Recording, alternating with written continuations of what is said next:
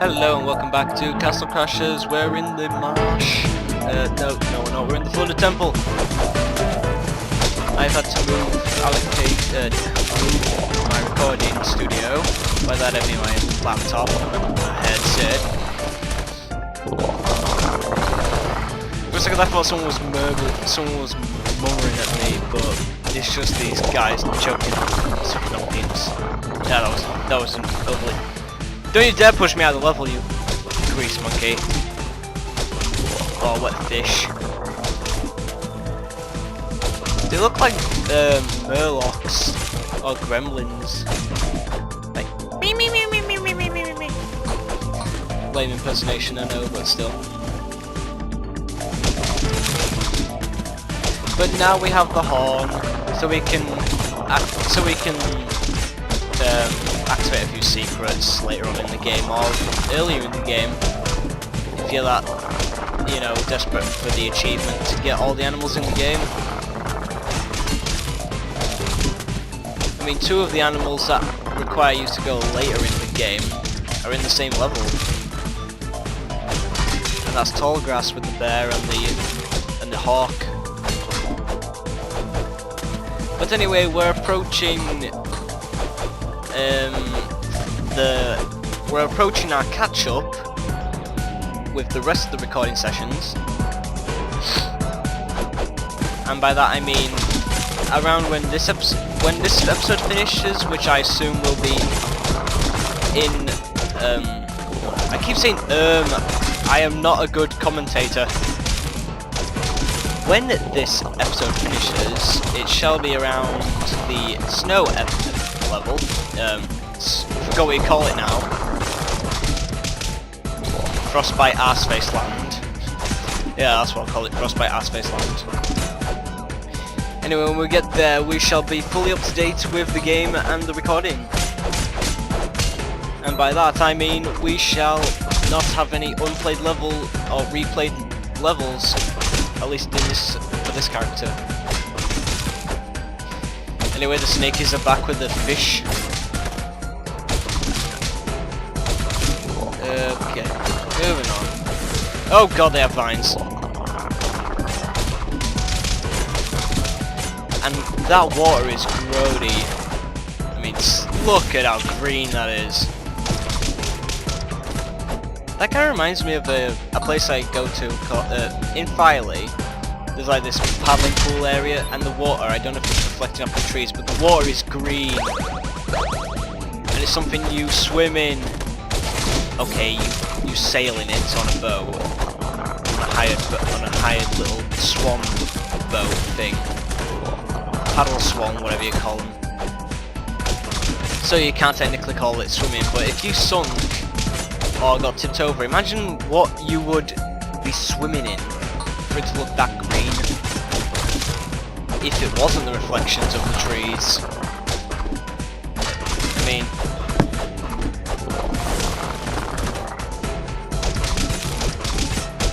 but anyway, that's a nice pair of shoes over there. I wonder if that was caught up on the microphone. Hopefully it wasn't. Yeah, that sudden silence was nothing, just ignore it. Anyway, we're progressing through the level. That's a pair of shoes, because apparently that's important. Boom!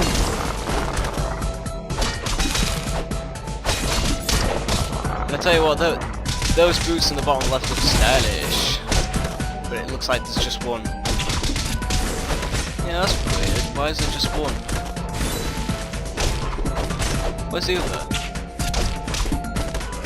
Looks like we'll have to find out. Because apparently that's important. Like I keep saying.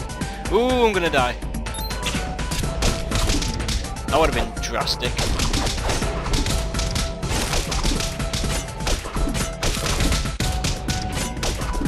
Boom, bitch. I want fries with that fish. Want some ice with that burn. There's the other boot. Also, one thing to note here, look at her skin colour. And look at the sudden change of skin colour. It's quite baffling. She changes her skin more rapid than the people from Essex or Jersey. Or just anywhere that has an overuse of suntan moves. Hearts, hearts. Yeah, this boss is one of the more structured bosses in the game in terms of how you actually fight her. Ooh, yeah. She also pulls a derpiest shit face when you knock her snakes into her. Ooh, that was close.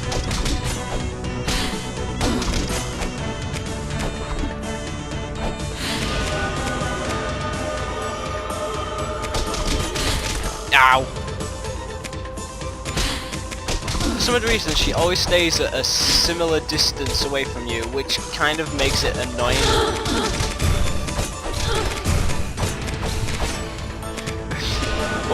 Oh god, no.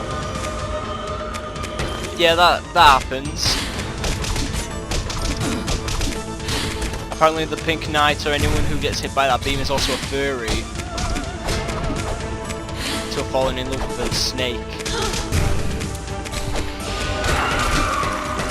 Boom! You're dead! And you're grabbing holding that snake a bit too hard there, missing. You're grabbing a bit too hard. I get the magic spaghetti slicer. That is actually what it's called, the player spaghetti slicer. +3, +3, -1. And it's gone. Level up time. Magic. And now we're up to date with the levels. Into Full Moon. Oh god, no. Hardest level in the game. I shit you not. When these guys deal bow damage at 59, you know this is some tough shit. You practically need magic. Oh god.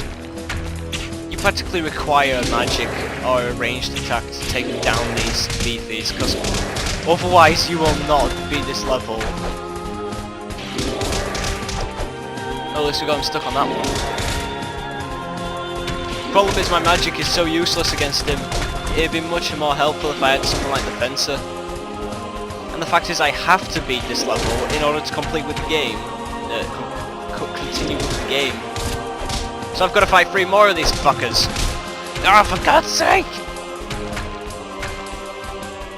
Yeah, the beefy's attacks are more annoying than anything. I mean, the amount of health he has is easily dealt with. Ah, thank God he's dead. The small ones, the small stove faces are easy to deal with, but they're still tedious because their arrows, which they use a lot, their arrows deal 59 damage to me right now. Yeah, look at that. That'll kill me. Still suffering with that gold. Cough thing. Illness. Ah! Get away! Oh, Facebook. Ah!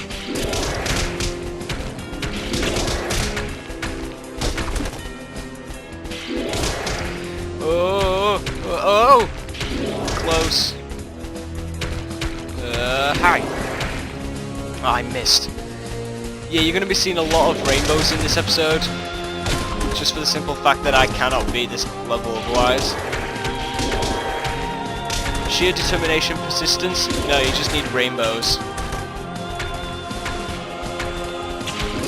I have to say, this magic is a bit underdeveloped for how ineffective it is. I mean, you can barely get off 2. The Fencer does more of that at max magic. I mean, the Fencer, for God's... Oh. Yeah, he throws balls at you. wasn't just some random earthquake. Okay, maybe I should have been using the throw attack a lot more. It seems to work. Yeah, it's much more effective. Ow!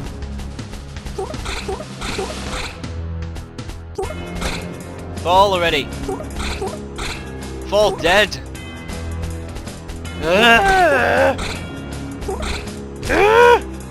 Ah, thank God he's dead. That's the last beefy if I can beat this level without dying. Last time I'll ever see them.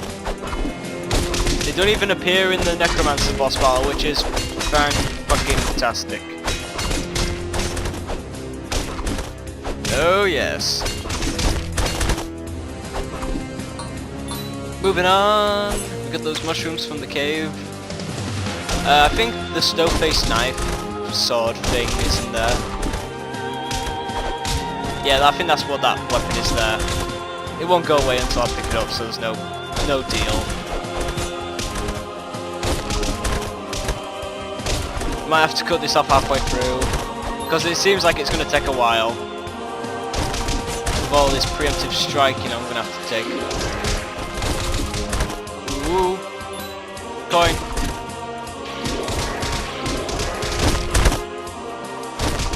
Well, I killed 1, 2, 3. There's more of them coming every time I kill them. I don't think there's actually any way to escape this, they just keep coming. Well, of course I know how to play this game. I've beat it with like 5 or 6 or 7 different characters. But I've never encountered this many stove faces. Ah, finally they stopped coming. Just down to 3 more.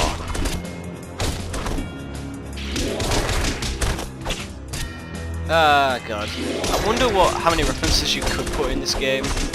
Let there be a reference weapon. Oh, I've got to wipe my hands for a second. I mean, there is going to be the Can't Stop Crying DLC released on Steam. It's released on Xbox Live already, but I'm playing this on Steam if you didn't see at the beginning of this Let's Play. Shit. Yeah, that weapon's just nothing. And the Frostbite arse faces return.